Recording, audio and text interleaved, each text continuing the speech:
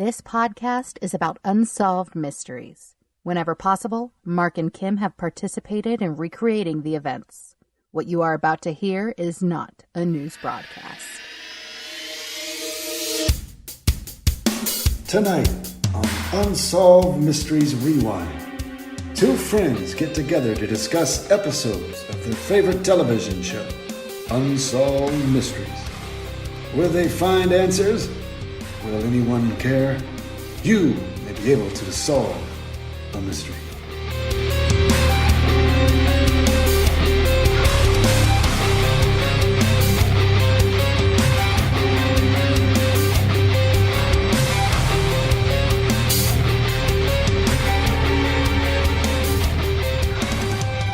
Hello, Mark. How are you? I'm all right, Kim. How are you doing to this day of unsolved mysteries? Oh, I am great. I am so ready to dive into this alien special. We're talking season 7, episode 21. It's called Mysteries of Alien Beings. This one takes me back. You know, can I say, before I started watching Unsolved Mysteries religiously, just, when I was a child and I was kind of vaguely aware of it, I thought that it was all aliens all the time. Really? Yeah. I think you're even seeing it now. It really isn't that much having to do with UFOs and aliens and unidentified things. I was trying to find specifically an alien episode because I just couldn't believe that you and I hadn't covered one so far. Yeah. So I figured, what better way to jump in than this all alien special? It's a lot of alien here. There's a lot. They really do the big kahunas. They leave out a couple ones that I personally think are a lot more fascinating, but we do get the big ones. We get the history. We get to go back years and hundreds of years to see these etchings or drawings or paintings that might show remnants of a history of UFOs, of sightings, right? Yeah, back in the 1500s. Now, I love to bring up to people, and I'm not going to go too far in this, but, I have another podcast called On the Odd, where I speak to a lot of people who believe they are abducted. They believe they're a big part of all of this. For instance, Kathleen Mardar, I'm not remembering her name correctly, but she's one of the lead people at MUFON. MUFON stands for the Mutual UFO Network. And it's an organization that has been around for a very long time, and they do really excellent investigations, legitimately good investigations. And it's, without going too far into all of this, I just wanted to mention that I love to talk about this kind of stuff. So I'm going to try not to go too far down into a lot of these things. But at the same time, I love to bring up little facts that people might not know, because you might meet a Christian or a Jewish person or people who believe in the Old Testament. And I say, well, there's a UFO sighting in the Bible, And have you ever heard of this? Only today when I read your notes, but Please tell us. In the book of Ezekiel, Ezekiel states, I believe when he was 13 years old, he looked up into the sky, and he saw an immense cloud, flashing lightning and surrounded by brilliant light. And the center of the fire looked like glowing metal. 5 and in the fire. Oh, no, 5 is the chapter or the book. I'm not really sure how that works. Not too into the Bible. And essentially what he's talking about is the appearance of a form of human coming off this craft that was flying in the air, a glowing metal. So it's a throwback to something. We're supposed to, if we're going to analyze it from a King James focus, we're going to see it as an angel. It's the gold that we hear about in heaven, and the heavens are upon us, and it's a sign from God, because Ezekiel, of course, was a prophet. And we look at it now, we're like, wow, that sounds like a UFO to me. Yeah, well, interesting that you bring that up, because they reference in here a painting of a Madonna and Child with what appears to be somebody on the ground scoping out a UFO in the background. And I think these type of things are not completely uncommon, especially in religious symbolism. for instance, a halo. A lot of people think when they show a person with a halo, what they're actually showing is a UFO behind their head. I don't know. I'm not. It's a way of depicting it. Perhaps there were things in the air. I've spoken to a lot of people who have made real careers in aeronautics, like John Lear. John Lear is the great grandson of the inventor of the Lear jet, and he's a big advocate for these type of things. He believes that the history does go that far back, and he is very out there theories about a hollow moon and moon bases, and that what these UFOs actually are time traveling humans from the future. I laugh because it is out there. It's something that I've told people, and I get that look, and it's like, hold on, this isn't my theory. Well, speaking of your theory, what are your thoughts about aliens, if I could? You asked this question on Facebook, and my answer to this question internally is very complicated, but I think what I wrote is still pretty much the way I feel. I think it's egotistical to feel we're the only living things here. We just don't know. So yeah, I believe that's possible, and I think it's probable, actually. But what about you? Same. I think it's more likely than not that there is life out there, and whatever life means to you. I mean, I don't know if it's like advanced civilizations, if it's a bacteria, whatever it is, right. But I don't personally buy into the stereotypical alien with like the misshapen head that's all green with 4 fingers. Like the Zeta Reticuli. Oh, wow. Yeah, the Greys. They're from they're the Zeta Reticuli. Those are the stereotypical Greys. Okay, so that's what I don't personally believe in, but I don't know. So I'm keeping an open mind. Now, what about I see, I don't want to bring up things that don't have too much to do with this episode, but I'm going to guess in the future we're going to be able to bring up the alien autopsy videos. And I was just wondering if you ever watched those or. No, I haven't. As fascinated as I am with death and all that, I've never watched an alien or human autopsy video. Yeah, that's true. Well, I've actually recently, I used to work in, I think I told you, it's kind of a head shop, esoteric, weird place when I was younger. And it was, I was a co-owner of it, but I also, the person who I kind of bought in with, his name is Bob Davis. And Bob is very much deep into the UFO world, especially on Long Island, which it's very, very deep here. But now he's on the West Coast and he's meeting all these new people. Not just now, he moved there 20 years ago. But he's introducing me to people who actually brought to the forefront the alien autopsy video. And that's very interesting to me. I just, it's still a very living and it's still a very forward topic. Even this week, for instance, we have the official release of certain videos of a UFO. I don't know if you caught that. I did. I was like, oh my goodness, the Pentagon released them? Yeah, the Pentagon released them to debunk them. I mean, we're not really sure. The thing's going 25 times faster than an F-14, but we don't know what it is. Yeah, I don't know. But it was just wild since you and I were already researching this topic that happened. Perfectly timed. Tom DeLonge is the head of an investigation of a service. I don't know what you can really call them. I'm forgetting the name of it exactly, but it's a type of. Do you know who Tom DeLonge is? Yeah, he's from Blink-182. Yeah, which is immediately going to make me think. And from what I understand, everything he knows about UFOs, he learned on a tour bus in a bunch of books. So for me, that's kind of weird, but he started this To the Stars Academy of Arts and Science. And he has a decent amount of money, apparently, from the Blink-182 hits. And he hired a lot of really amazing people, scientists and people who studied this phenomenon. And he's brought a lot to the forefront, and he was instrumental in getting that video to the public. Okay, cool. I don't know how that translates to money.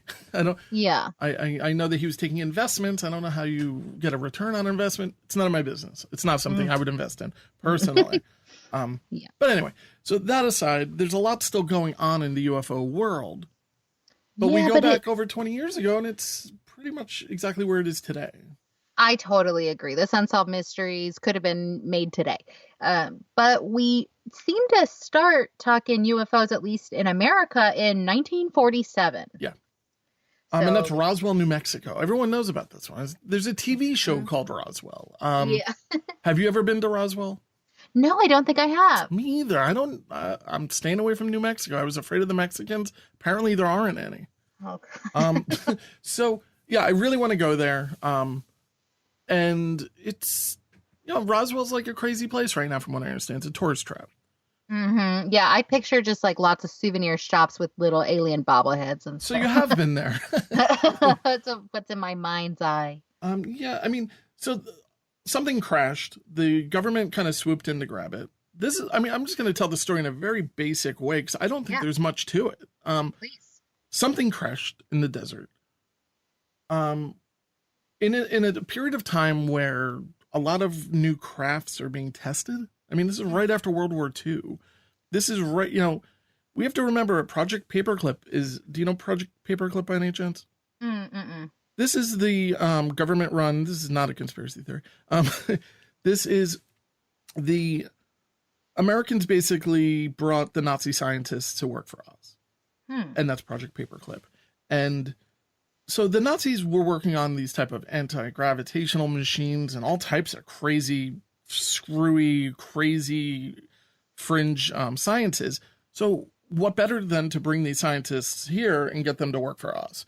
Like, we'll give you immunity, you friggin' Nazi, but you got to work for us. And that was the deal that was made. Okay. Yeah, so a lot of our technology comes from Hitler. So. Thank you. So, terrible. All right, so they are testing a lot of things, in my opinion.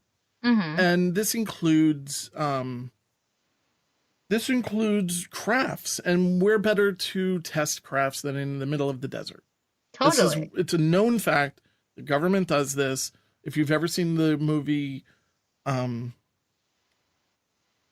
Right Stuff, they even show the test pilots getting up to the point of being an astronaut and how they're doing all types of crashes and trying to break the sound barrier. And it's a wonderful primer on what's going on in the country during this period of time. Does not touch on UFOs. Unless you count our UFO, which is spaceship. So yeah, the bottom line is something crashed. The government swoops in, grabs this craft. This is where things get hazy. We have now possessed this craft. We have it in our possession. And this is where the theories go every single way, right? Right. We have, what's his first name? Marcel. Jesse Marcel Sr. Is a big part of it. He actually handled the material. There's pictures of him with it, which we'll post on the Facebook page. Yeah, and I don't believe that the material it vanished, right? Yeah, well, so we meet on this Unsolved Mysteries his son. So we meet Jesse Jr., who says that they're just like sitting around having dinner, and this spaceship, this craft, whatever it is just like on their table, and they're all kind of touching it and being like, what is this thing? I don't know. What do you think? So it seems like it was in their house. But then I heard stories that it wasn't. This story has changed so many times. It is insane. The person who I was talking about the other day, Stanton Friedman, was the person who was instrumental in getting Jesse Marcel Sr. to actually come forward in 1978. And it's basically how Stanton made a public name as a ufologist. Ufologist, I guess? And he wrote, he even wrote the foreword to Marcel Jr.'s book that was recently released. I've really heard it so many different ways, and there's they talk about the Egyptian-like hieroglyphics. No evidence really to back up any of this. The only thing that we see for sure with Jesse Sr. is that he's standing and he's holding this stuff that looks just like foil-like material. It's silver. It's kind of crumpled up. So we see that for sure. If I could see the I-beam with the hieroglyphics, I would totally let you know, but I don't. Yeah, I mean, we're looking at possibly a part of a an early piece of titanium. I mean, I don't know what it is. I mean, there's also that theory of the material being as thin as aluminum foil, but you could take a sledgehammer to it and it does nothing. But at the same time, it crashed and it got destroyed. So the impact would be that's where things kind of fall apart for me. For something to hit the earth so hard, and crumble, it would have to create such a blast that everybody would hear it. Sure. Yeah, definitely. And a crater, like there's no crater. Yeah. But of course it's all dismissed because once you start getting into theoretical physics and like, well, it's dispersing energy and, all of this kind of stuff. And it's hard to go against something that there's no evidence to support one way or the other. I totally feel the same way. Like, I suggested this episode. I'm glad we did it, but I was like, I just wanted a fact that I could grasp onto. Like murder, straightforward. Yeah. I could figure that one out. But this was like, who do you believe? Yeah, and there's so many tributaries that lead off of every topic, and it's just like, oh my gosh, I was having such a hard time just getting my facts down on paper. The problem is, and you just use the word believe, that's part of this. That's a part of the entire culture of UFOs. There's a certain, it's almost a religion where you have to have a certain level of belief. And I don't know. I don't know if I need to have facts in my life that don't exist unless I believe in them personally. So sure. That's where it falls apart for me. Personally, I don't believe anything happened in Roswell outside of a military crash. That's it. Well, that's all I believe. People were saying that there was like bodies on the ground and their skin wasn't human. But then I've read that it was a military experimental craft, that it was up to test for atomic weapons and stuff. Like that was an experimental thing. And it did crash, and they were crash test dummies that were on the ground. So that's not human. And I could see if it get burned up or something like that. Like I could see how it would look not human. So I don't know. There's a simple answer that explains away a lot of this stuff. Yeah. No, I did make a little note here that predates Roswell. And personally, I think it's a far better story. But I'm just going to mention it real quick. And I'm hoping that it pops up on Unsolved Mysteries and we've missed it. But it's called the Battle of Los Angeles. And it's something that happened 5 years before Roswell. This is a battle that I believe, off the top of my head, about 12 hours, where these lights were in the sky. And the entire military on the West Coast took to air to attack this. And they could not destroy it. We're talking, people were documenting being up all night from all the gunfire and missiles being launched. And the havoc that was being created for hours and hours and hours. Wow. I can't wait to look into that deeper. That sounds fascinating. It just vanished. It just kind of went away. Huh. And the East Coast never reported on it. Okay. Weird. So the next morning you wake up and it's like, Dodgers win. It's like, wait. There was just a war going on in LA. So, whoa, and there's some crappy photos, but there's more evidence to support that as a genuine unexplained phenomenon. But it unexplained with the military completely going ape crap at this thing. And people are like, well, it was Nazis. For 12 hours, a war? Like, it's crazy. In 1942, I don't know how much this has to do with it, but this is 4 years after the whole War of the Worlds radio show debacle. But this is evident. Now, this actually happened in the sense of even the military admits that things were launched. But you're saying the imagination? Exactly. I fully believe that that happened. I'm just saying, like, it seems like alien panic was kind of at a high. But people didn't report on it. It's just crazy to me that it just, at the time where the internet didn't exist, in New York, obviously you have no idea what's going on in LA. And boom, no, we're not going to release that. Don't tell the New York Times. Yeah, that's pretty crazy. Yeah, it is. And so yeah, that's a fun story. We'll put a link to that in the show notes. Great. But we're all right with Roswell. We cannot bring up Roswell without talking about Area 51, right? Absolutely. Area 51 is, what's your opinion of what Area 51 is? I think it's probably, just off the top of my head, I think it's probably a military testing thing where like a site where they do experimental tests and stuff like that. But, okay, here's my thing. they're saying on Unsolved Mysteries that the military denies that it even exists, but you can see it. Yeah. So that's where it gets really shady with me. If you tell me it's a top secret thing that you're not allowed to know about, okay, I can respect that.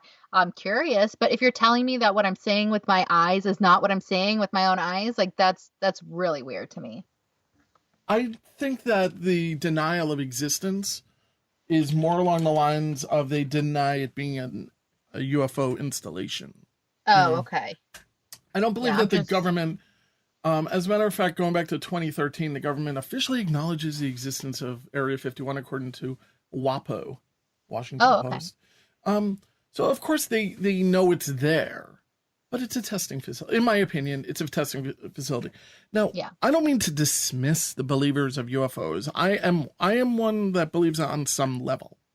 I just don't Same. believe that these things. I just don't believe to the level that Yeah. we're talking about here. I don't believe that we have a warehouse full of UFOs, like a car show or something.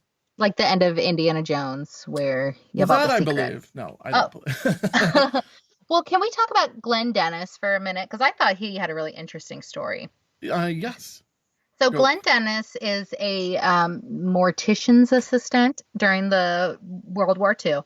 And he says that he was put in charge of the military contract with the Air Force base that was there with Roswell. So he, one day after this crash that happens in the field, he goes to Roswell to drive some injured man back to base.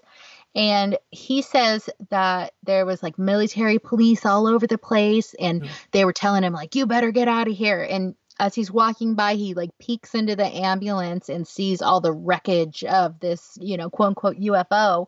And In an ambulance. In an ambulance, Right. like it's all very hush hush, and they're pushing him along. So he says like, whoa, something major must have went down. I see that there's a crash. Should I start preparing the funeral home, to get ready for these casualties that probably happened? And they were like, who are you? You're unauthorized. You got to get out of here. And he was like, okay. So he goes to leave. And the guy supposedly says to him like, hey, if you go starting rumors, they're going to be finding your bones in the desert. Right. So he's like, well, zip it, lock it, put it in my pocket. So he goes and he meets a nurse friend of his who said that they were doing like an alien autopsy, which released some kind of noxious gas. And she's like, I'll meet with you tomorrow. I'll meet tomorrow. So they meet on base and talk about this crazy secretive thing. And she like draws what the alien looked like that they were doing the autopsy on. And that's the typical gray. Yeah. Or Zeta Reticuli. Thank you. Yeah. So that was interesting. And then all of a sudden that nurse gets like whisked off in an airplane and she dies very mysteriously. So I just thought that was interesting. It is. I've heard stories of that being told in other ways too, where he's walking away and he puts a piece of the wreckage in his pocket. His kid still has it to this day. Oh, okay. Then that goes away. There's a lot to this. There's so many books written about this one night. Yeah, it's interesting. I mean, I will say, for as hard as it was to grasp onto, very interesting episode of Unsolved Mysteries. I think that if you want to get into UFOs, I wouldn't suggest this, just because I just think it's a lot of dramatics. I think there are better stories out there. I think this was a fun episode. There's no doubt about it. And I watched it with my wife, who's just rolling her eyes the whole time. But I think the thing that got me kind of to question this whole thing is when we get to Robbie Lazar. Yeah, speaking of dramatics. Bob Lazar. Mm-hmm. Bob Lazar is still famous when it comes to the world of UFOs. He's somebody who pops onto the talk shows like we mentioned before.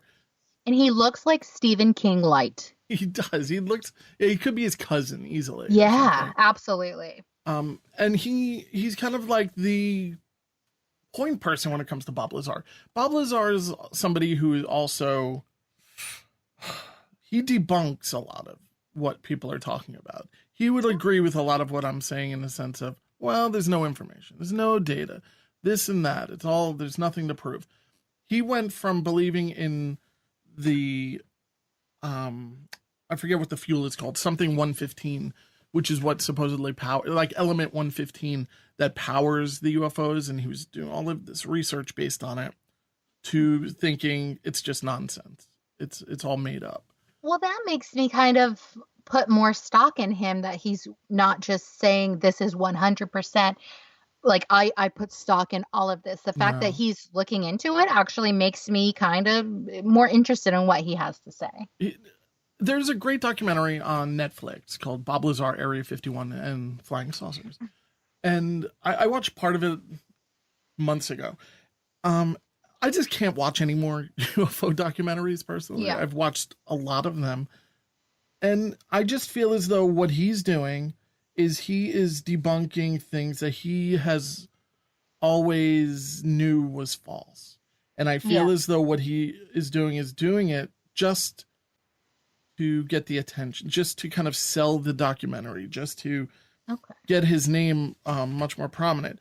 Now, for whatever reason, when I say Bob Lazar, you don't say, oh, you mean the guy who ran a prostitution ring? Now, I have so much information on his arrest because I was so curious when I heard you say that he had the prostitution ring. Yeah, my wife was all of a sudden interested in the whole episode of Unsolved Mysteries once I shared that with her. Yeah, unfortunately, it's not covered at all in Unsolved Mysteries, but it is a tasty story. So I don't know if you wanted to say it. I don't. No, you please. Okay, so he is in Nevada. Now, I thought all prostitution was legal in Nevada, but apparently that they have laws against engaging in prostitution outside of licensed brothels. And they have laws against, quote, encouraging others to become prostitutes and against living off the proceeds of prostitutes. So I did such a deep dive about prostitution in Nevada this morning because I was so curious about it. But he solicited a sex worker, which I know is the proper term to call him now. So he solicited her and was like, look, I'm going to get you into the 21st century. This is his theory. He's like, we got to computerize your like John's list. Right. And we are going to be efficient about it. Now, you could call that being a pimp. I would.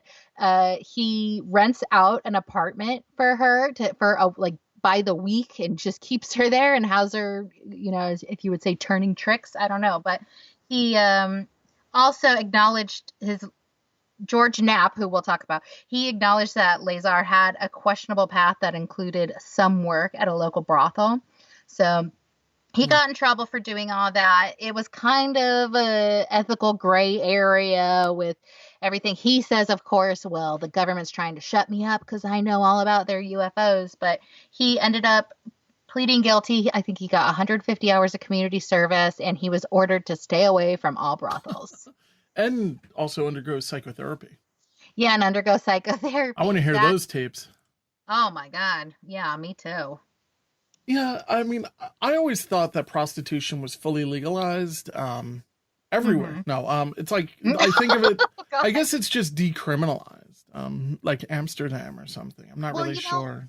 It's actually, I feel like I am like an expert now because I did a deep Wikipedia dive, but it's actually, they get 10% of their revenue through prostitution in Nevada through legal channels, and the other 90% is illegal prostitution. And that's because it's not legal in Vegas, it's not legal in Reno, it's not legal where the capital is. So there's a lot of these big cities where it's not legal, but you get your bachelor parties or whoever going like, woo, what happens in Vegas? So I don't know. I think a lot of people turn a blind eye, but I was interested to know, which has absolutely nothing to do with Unsolved Mysteries, but I was interested to learn that they actually have one of the highest rates of child prostitution and of sex trafficking. Yeah, I think. Yeah, of course. I mean, it seems as though it lends itself to the acceptance almost of it. And I would have said the complete opposite. I feel like when you're dealing within legal bounds, like when you give a little, and I don't know, it seems like you could meet halfway and be doing decent stuff, but it seems like a lot of people are from like Utah, Oregon, California are kind of like trafficking people through Nevada. But it's interesting. I read a lot about it. Scary. They said that like you're not allowed to leave during the work hours and how, you know, I don't know. It's really neither here nor there, but it is interesting. So check out that Wikipedia article. Yeah, I think there's a lot of documentaries that talk about these like bunny houses and stuff like that. Yeah. I don't know. Whenever I see anything on them, I think, this is a perfect opportunity to traffic drugs and, child prostitution or, get somebody. I don't know. I just think that it's such, although I feel like, if you want to do this, that's fine. I really don't care. If you want to be a prostitute, I think it's, genuinely your body, and if that's what you want to do and it helps you pay your rent, like, I don't care. Yeah. Same. I just feel as though if you're going to do it, it needs to really be kind of, and I hate to, go down this, to make this comment, but it should be kind of government regulated. Yeah. It should, it should be. I don't know. In a perfect world, it would all work out, but there's always going to be people lurking in the shadows. So. Yeah. Maybe in my next life I'll deal with that more. Oh. But well, I'll be like Elliot Ness. I'm going to bring it down. So you bring up George Knapp. Have you ever heard of George Knapp? Never before. All right. George Knapp is somebody who I also have dealt with a number of times through my other podcast. And he is one of the hosts of Coast to Coast Radio.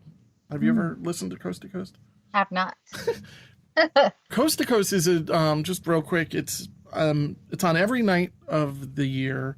It is they interview UFO people, paranormal investigators, and everything fringe. They have psychics come on every night for 3 hours for the past 30 years. Okay. And Coast to Coast AM is now a website. I think it's coasttocoastam.com.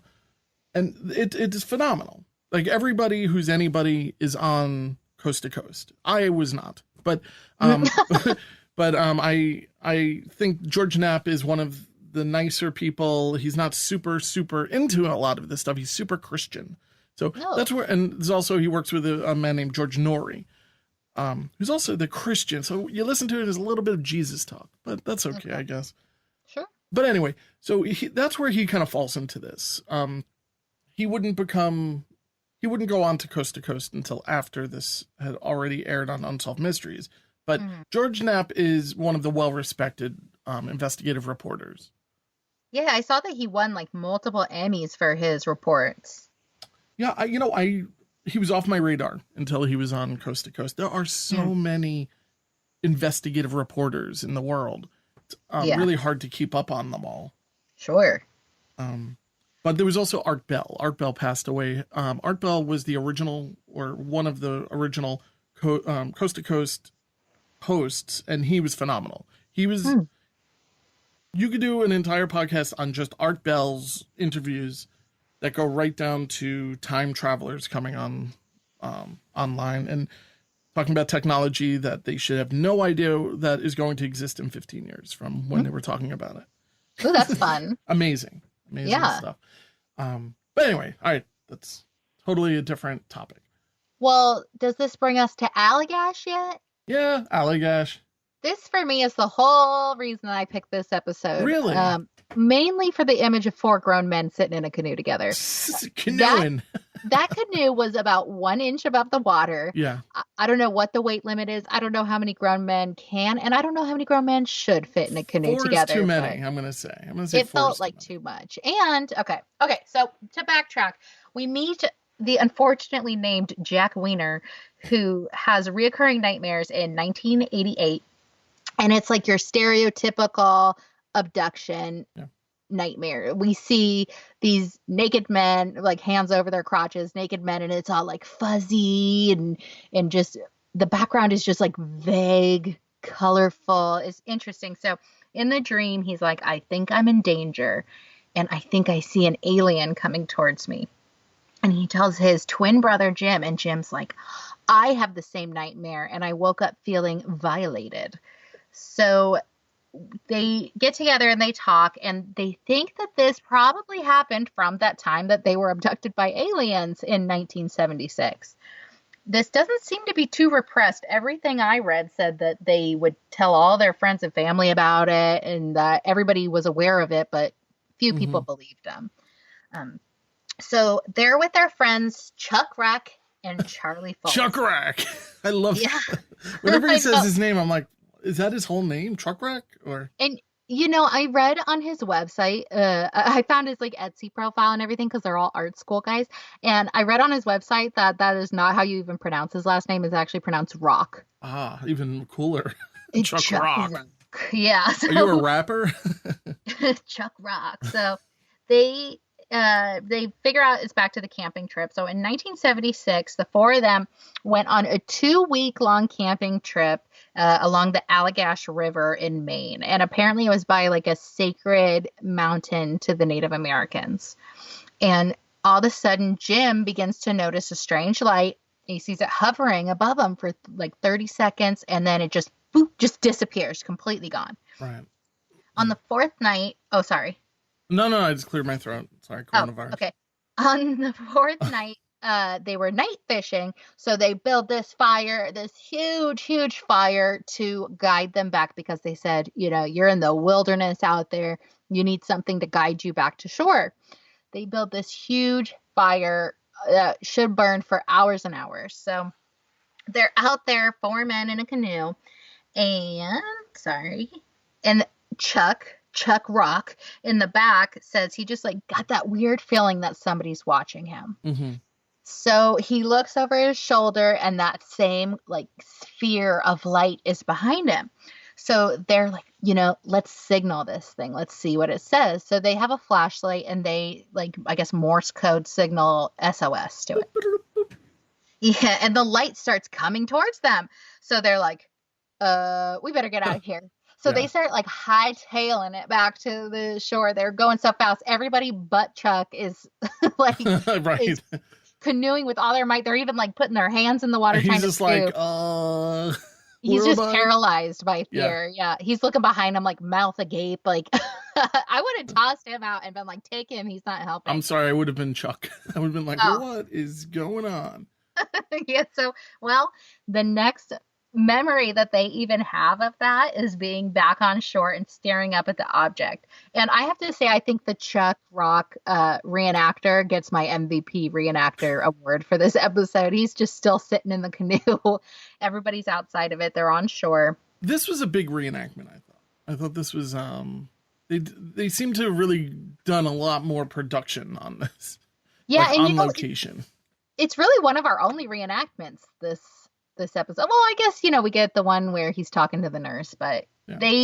they were in a river, they were canoeing. They did have some production value here. Now, what I liked about this story was the fact that they talked about, and it could have went down this rabbit hole, missing time. Missing time is one of the number one indicators that you've gone through some form of an abduction. And they know the time's missing because when they come back, their fire is burnt out. I just wanted to throw that in there. Yeah, I mean, a fire, depending on the size of the fire, I mean, we're talking like it could be like a 2-hour fire, 3-hour, it depends.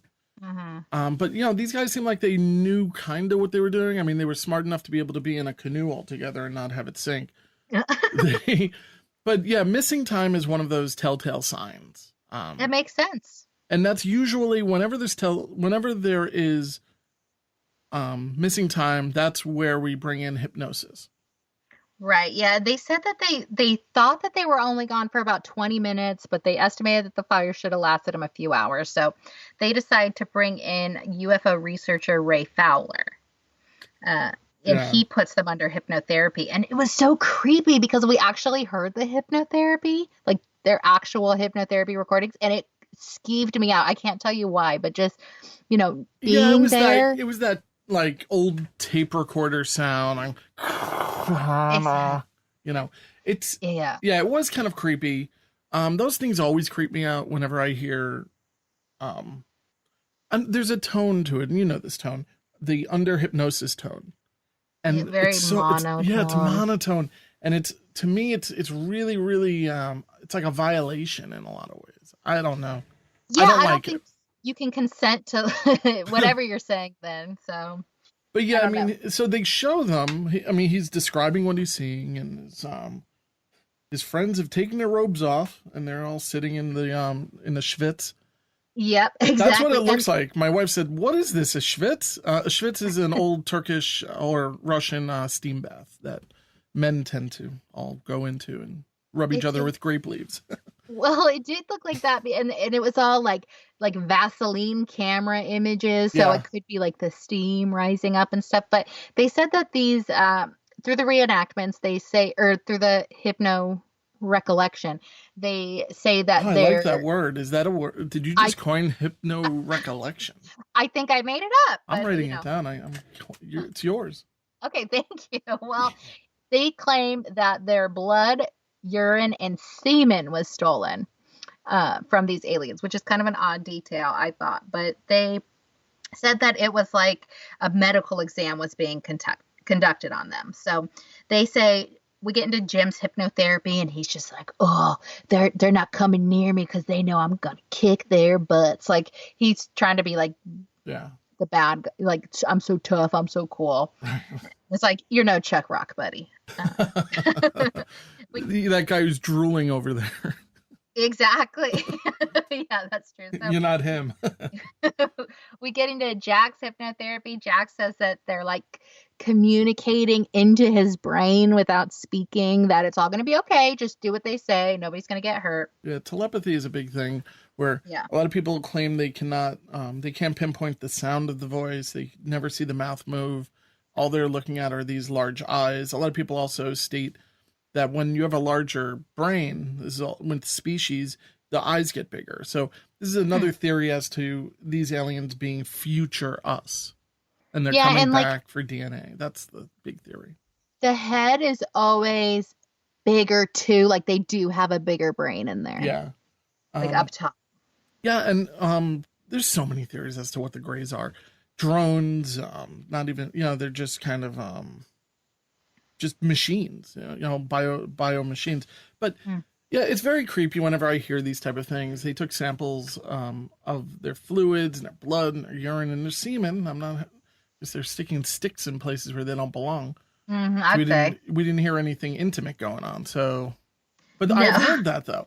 There are stories out there of having relations with these creatures. I mean, how else do you get it, you know? Well, the sticks, I guess, like very Ugh. long. Yeah, I don't want to think about that. Thank Yeah. you. All right. But it's cold like a doctor's office. That's his description. Yeah, in one of them, Chuck Rock, our buddy, or Chuck Rock, he says like I could see the exam happening to Charlie, and they had this like silvery rounded thing that they were kind of putting all over his body, just like a future medical tool, basically. Yeah. This is the first time that I recall there being other people in the room when these exams are going on. Usually it's a real, like a couple of the Greys and the person on the exam table. It could be that he's recollecting something in the corner for and most people maybe not noticing that these people are just sitting there like zombies not helping.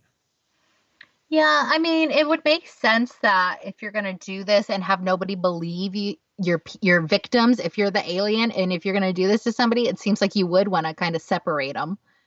Yeah, But I maybe would they were say in so. like a trance or something. But they all kind of come back down to earth. Oh wait, no, I'm sorry, we got there. But yeah, so they have their drawings. This is a big conspiracy theory of mine.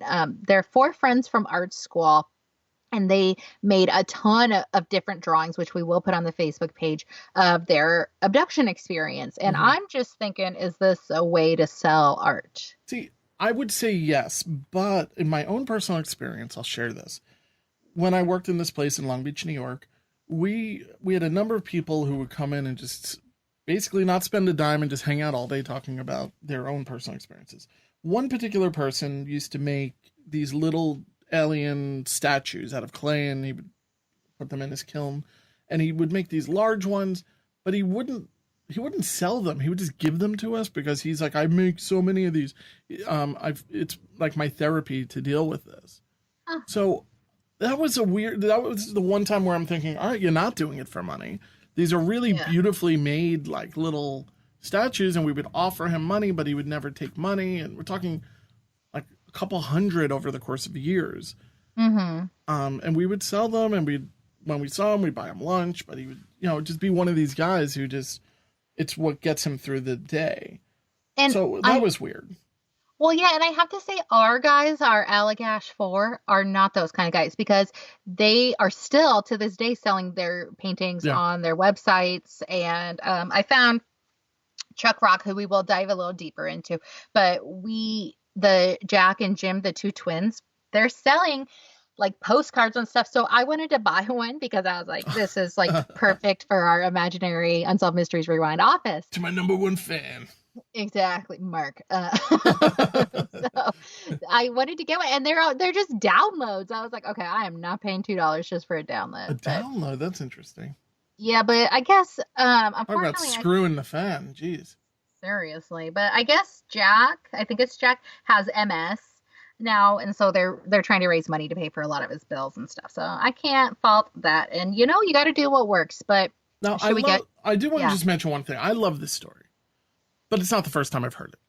I've heard this story dozens of times, this exact story. I've heard it from friends of mine. And this is a story that there are tons of books written. This exact story. I went out with my friends, I'm driving along, and all of a sudden this happens. I'm camping out, and all of a sudden this happens. And, little details change here and there. There was a movie called Fire in the Sky, and Travis Walton, this is one of the more popular of the cases. And if you just kind of Google Travis Walton and Fire in the Sky, you'll see it. It's a 1993 movie. And his incident happened a full year before the one we're talking about. And it's so similar, and it was so popular that I feel as though it's a copycat, personally. You feel that the Allagash is the copycat. Mm-hmm. Yeah. I think a lot of them are all copycats of each other. And I know I say this on my other podcasts, and I piss people off. It's just my own opinion. But I don't believe that they're... All right, you want to draw pictures of things that you might have seen and they're all similar? I cannot explain that. But what I can explain is a public story that's being retold a slightly different way. Yeah, I have the feeling that this is going to be like our most emailed, contacted episode that we're doing. And I'm not trying to take away from anybody's beliefs at all. Never is that my intention. We both believe that this could be real. Yeah. I just don't believe people. That's my problem. I totally agree, because people lie. And they said with the nurse who we were talking about earlier, when they were talking with Glenn Dennis, he was like, I know she didn't lie because she didn't know how to lie. And instantly that takes away some credibility in my mind, because everybody lies. Yeah. I've been known to bend the truth. Sure. What? Yeah, I know. But are we even doing a podcast right now? I'm a girl, so I have a very masculine voice. Not really. I don't have the most masculine voice. So yeah, I just feel as though I don't want anybody to. I don't think this really is out to prove anyone one way or the other either. This particular episode of Unsolved Mysteries, it's really just putting it out there, and it's fun to watch. But there's nothing here concrete. No, and in fact, Chuck Rock, our buddy, he did an interview in 2016, and here's where it kind of gets interesting. So he said that the whole thing was just a monetary gain. He says that they did see the lights in the beginning. That much is true. They went and they told a park ranger about what had happened, and the park ranger said, oh, there's an opening in town, and I think you're seeing those big lights, that they do up in the sky, those spotlights. And I think that's probably what you were seeing. He said there's no way that those were spotlights. So he fully believes that there was some kind of odd light in the sky. But he said that the abduction story was only made to gain fame and fortune. He said that they had taken, I had to Google what this is because I'm so uncool. They had taken an Afghan temple ball. Do you know what that is? Yes. Okay, so it is this like very, very strong hashish that puts you into a dreamlike state. And he said like we were stoned out of our minds when we were out there on the river, which, 4 guys in the 70s taking a Sounds trip. like a good time. Right? I know. And it sounds believable, that that's what they were doing. And so he says that's what happened. He said that the stories about the fire were greatly exaggerated. He said the biggest log that they put on was probably like 3 inches in diameter. And that they went on Joan Rivers and they did all these kind of interviews, and he was just going along for the ride. So the other 3, this actually made me sad. They completely ostracized him. They said he's a drunk, he's a violent man, and we don't want anything to do with him. So sadly, he is kind of kicked out of the clique. That is, yeah. That's pretty sad. I mean, they were friends from 1976 until 2016. So just to kick him out 40 years later, but Now, I don't. There was another incident that I'm going to say really quickly. It even predates both of the stories that we just talked about. And this happened on October 11th, 1973. And then you can find an interview with this person on my podcast, On the Odd. And I'll put a link to that in the show notes. Because this is one of the first interviews with this particular person. It was the first time he spoke out about this in like 45 years. His name is Calvin Parker. Mm-hmm. And he wrote a book called Pascagoula, which is a town in Mississippi, The Closest Encounter. And this was a legendary case. Thing is that Calvin Parker had this, he was really just a simple fisherman, really just wanted to live a normal life. And he had this really wild experience with a UFO, and people were offering him a ton of money. This was nationwide coverage in 1973. Books were written about this. There's all of the, this Greek, I forget his name, this guy Stefano, he came from Greece to just write a book about this in the 70s and to try to find Calvin Parker. And Calvin Parker turned down money, fame, everything, because he just didn't want to talk about what he experienced. But now he's older. He's like in his 70s. And he's like, you know what? I'm going to finally tell my story. And he's still, really pretty much a simple guy. I tend to believe a story like that over the running right to the people who are willing to pay for it. Yeah, it does. It does just have more truth to it in my mind. It's like we were saying kind of about Bob Lazar, where it's like, okay, if you're willing to say that some of this might not be true, or like, I don't want to talk about it because I was poked and prodded and sticks were shoved where they shouldn't be. Okay. I'm more likely to believe that than like, oh, hey, you guys, guess what happened to us? And if the Allagash Four was aware that there was all this buzz around this guy, maybe there's a motive for this story. In comparison, Calvin, was harassed and he moved. Wow. Yeah, and I think he went by a different name for like a couple decades, and I don't even think he shared it with his wife for like 20 years. It was one of these things where he literally wanted nothing to do with it. Yeah, I have to look into him because last time I spoke to him, he wasn't feeling very well. He's older. Didn't take care of himself. Really nice guy though. Super. One of the I don't know. He's just one of these down south kind of simple, cool guys who has a really amazing story to tell. Awesome. But anyway, so that brings us to, let me get to your notes. I think that's it. Oh yeah, is that the whole thing? Yeah, I think so. I'm left with more questions than answers, but I look forward to reading about that Battle of LA. That sounds interesting. Yeah, Battle of LA is fun. If anything, there's more to that than all of the stories that we just talked about. Area 51 maybe being the exception, just because if you believe in the things that the government is doing, you really are going to love Area 51 because it's such a mystery and it's still uphold. What about the thing that just happened just a few months ago? The storm, Area 51. Yeah, did you follow that at all? Yeah, I was following it it was such a mess. I was hoping nothing bad would come of it. Oh, I was opposite. I was hoping something terrible would happen. No, of course not. But that was one of those weird things. It's kind of like, they can't stop us all. Really? Because I think, the government seems to have a lot more control than we realize. Yeah, they're certainly gonna try. It was just one of those things that caught traction. Like, there was a Facebook page here in Florida when the whole Hurricane Irma was going on, and it was like, shoot your gun into the hurricane to try and destroy it. It worked. And that gained such traction. Yeah. Hey, we're still here. Yeah. But no, so there's just these weird little fringy groups that I think get out of control, and I think that they grow too big and too fast and become publicized. So that's what I think. But it seemed like it had a happy ending. Nobody died. Yeah. And I think I told you a little bit about the theory that's believed about whatever happened to the crash at Area 51. And that's between, what was it, 1947 and even current time. But let's go to when we started talking about Area 51, which is probably the early 80s. The technology that was developed over the course of 35 years is so dramatic. With with computing, with lasers, with even the Wi-Fi that we use. It's all kind of magic, and it's all stuff that, when you really break it down, where did this knowledge come from? And that's really the big question here, is when you're talking about where ideas come from, you need to have a foundation. And that foundation seems to kind of appeared out of nowhere in the late 40s.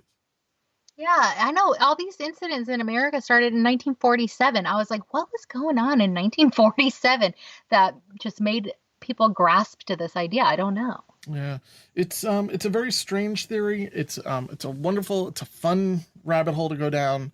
Yeah. It's just, there's so much information. And personally, when the internet was first developed, back when I was a kid, so back before the internet even, I was on a form of the internet called a bulletin board system. You might have heard of BBS systems. And we're talking like 1982 or something. And you were not even a thought. No. And you'd connect your computer to a phone, and you connect, and the first things that you would go and download or read would be UFO stuff. In my opinion, that was probably the first few searches I had when I first got more internet type of stuff, like online. Most people, the first thing that they look up are JFK assassination, UFO, conspiracies. And that's why Unsolved Mysteries is so important, I think. I think it encapsulates a lot of this. I think that it also really carries the torch a little bit, because at this point, everyone knew about the conspiracies and the JFK assassination and UFOs, that it was time to make a whole television show about it. And that's why I feel as though Unsolved Mysteries did so well. You know, it's just the best. And it still has such a huge following today. Yeah. It's a shame that it was ever taken off the air. Did we ever talk about why it was taken off the air? I don't know. I don't think so. I learned that the reason why, what was the network it was on? Was it on NBC? I don't remember. Whatever network it was, they decided they no longer wanted to cater to a younger audience. So they canceled Unsolved Mysteries, even though it was one of the top shows on the network, and they replaced it with some show that has nothing to do with it, towards like a younger demographic. I gotcha. So that's a real shame. Same thing with, I'm always wondering why Cops was canceled. It's one of those kind of weird things. Yeah. I never watched it, but it seems to be another show where things are very, very, it's very popular and people seem to habitually watch it. Yeah, it's a hit. The Bad Boys soundtrack alone is a hit. Makes us feel Rastafarian. But yeah, so I guess that's it. Unsolved Mysteries, Season 7, Episode 21. I think we did as best as we could. In the can. Please check us out on Facebook. You can look us up, Unsolved Mysteries Rewind. We're on iTunes now. You can leave a review. If you leave a review, you get a big hug. A big virtual hug. Yeah, a social distanced hug. Yeah. 5 stars. 5 stars. If you have something negative to say, just shoot us an email. Or keep it to yourself. Either way, I'm fine with either. Tell a friend. You know what? Hopefully I didn't insult anyone in this episode. I do believe that these type of things do have some merit. I think they remained exactly what the show envisioned for it, and that's unsolved. We don't know. We don't have the answer. Tonight we have been confronted with an entire catalog of unexplained and unsolved events. Tune in next time as Unsolved Mysteries Rewind discusses another collection of unsolved mysteries. Until then, we can only look and wonder.